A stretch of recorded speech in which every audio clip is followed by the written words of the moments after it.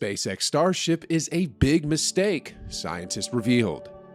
20 years ago, Elon Musk, the most recent owner and CEO of Twitter, founded SpaceX, a rocket company that hopes to one day transport humans to Mars. He has long vowed to make space travel as simple as flying a commercial plane. As he stood before a gleaming steel spaceship, it was difficult not to believe him. Experiencing the craft take off and land will be very amazing, according to Musk. That, however, is part of their hypnotic charm. The event's glitz and glitziness, as well as the host's exuberant confidence, almost cover up the unspoken fact that creating an intergalactic spaceship is incredibly difficult. Is Starship a massive error or an illusion? Today, Space Union will explain why scientists think the SpaceX Starship is a big mistake. Make sure you watch this video until the very end. A giant spaceship known as Starship is being built on top of a massive launcher known as a Super Heavy at a Texas location known as Starbase. The Starship and the Starbase can return to Earth and be relaunched into space, saving money. According to SpaceX CEO Elon Musk, the Starship will be capable of launching 100 tons of anything into low Earth orbit. With refueling, that payload may travel anywhere in the solar system, and each launch will cost $10 million. Even with the ongoing requirement for refueling, Starship represents a tremendous improvement in space travel. It seems natural that experts who design and oversee robotic space missions are starting to look into Musk's massive rocket. The complete craft will be capable of carrying 100 metric tons, or 220,000 pounds of cargo and passengers into orbit on routine, low-cost voyages. The Starship has 1,000 cubic meters of usable space, which is large enough to house the entire dismantled Eiffel Tower. Most people admire its enormous size. However, Dr. Robert Zubrin, president of the Mars Society and an aeronautical engineer, stated that he expects that the few starships that first land on Mars would remain on Mars. This is because a challenge with Starship is that it's so enormous that it needs a tremendous quantity of infrastructure to refuel it.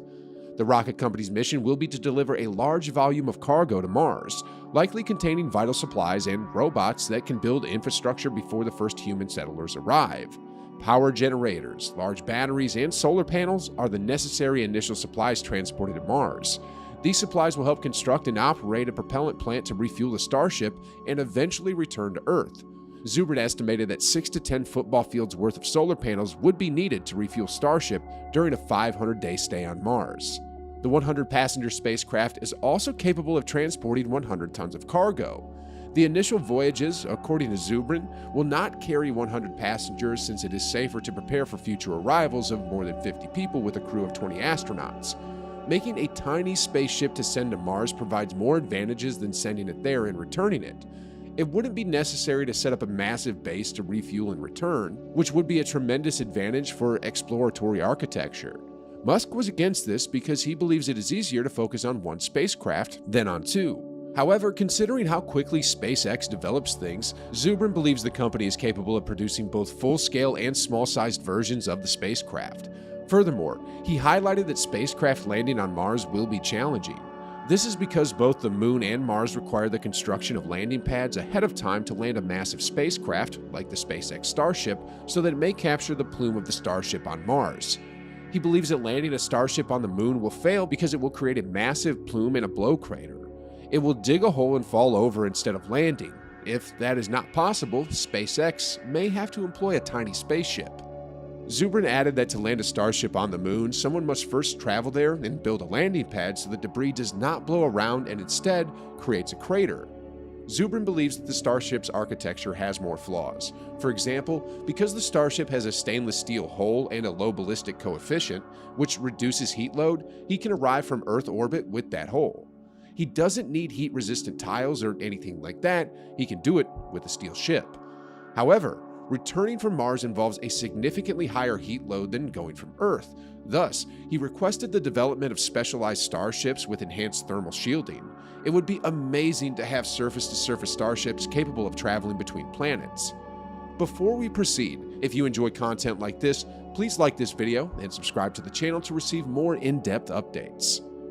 Professor Brian Cox and other experts questioned the Starship's practicality. Musk stated that human spaceflight missions might commence in 2029, but Cox believes that is doubtful. SpaceX is an incredible company. They just altered the economics of spaceflight, but they accomplished something remarkable. They're excellent engineers, but you never know. However, we believe Musk's prediction is overly optimistic. Professor Cox claims that even if SpaceX technology existed, he would not travel to Mars the next day. Cox stated, "I believe it is even more difficult than going to the moon in the 1960s. I'd love to be wrong, but I believe it's in the 40s at most." In the 1960s, Apollo was pushing the boundaries of our technological capabilities while also pushing the boundaries of what was possible. And, according to my calculations, Mars is even further away. I wouldn't be surprised if we started developing infrastructure within the next 10 years. Given that the spaceship has not yet been completed, these reservations are understandable. Instead, everyone will be waiting for the first test orbital launch expected to take place soon. Even if SpaceX is successful, no one can guarantee that it will be able to achieve its objective of launching rockets every day and recycling them multiple times. The question of whether there will be a market for a rocket capable of launching so many people into orbit must also be addressed. Fortunately, while some scientists are concerned about the Starship, some strongly support it. Even famous physicist Dr. Miki Okonkwo agrees with Musk's assessment that humanity must become a two-planet species. Daniel Baker, director for the Laboratory for Atmospheric and Space Physics at the University of Colorado Boulder, proposes that Starship send a probe to Mercury, which is difficult to approach due to the requirement for extra fuel and solar shielding. A Starship may conceivably launch a massive interstellar probe like the Voyager probe that would presumably pass by some of the outer planets. The enormous rocket may launch a space-based telescope that would dwarf the Hubble and the James Webb Space Telescope. The Starship may launch many leaders in the direction of some of the most intriguing moons of the outer planets.